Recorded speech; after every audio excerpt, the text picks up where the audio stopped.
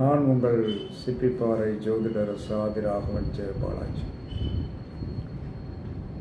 தொட்டால் சினிங்கி ப்ளஸ் மருதாணி இலை, தொட்டால் சினிங்கி இலையும் மருதாணி இலையும் கலந்து இது வைப்பீங்களே, மருதாணி வைப்பீங்க இல்லையா, அது பெண்கள் 15 நாளைக்கு ஒருக்க அல்லது வாரத்துக்கு ஒருக்க நீங்கள் என்ன சொன்னாங்கன்னா உங்கள் கணவர் பிறந்த கிழமையில் வைக்கணும். உங்கள் கணவர் பிறந்த கிழமையில் நீங்கள் தொட்டால் சினிங்கி இலை, மருதாணி இலை அதிகமாக இருக்கணும், தொட்டால் சினிங்கி இலை கம்மியாக இருக்கணும்.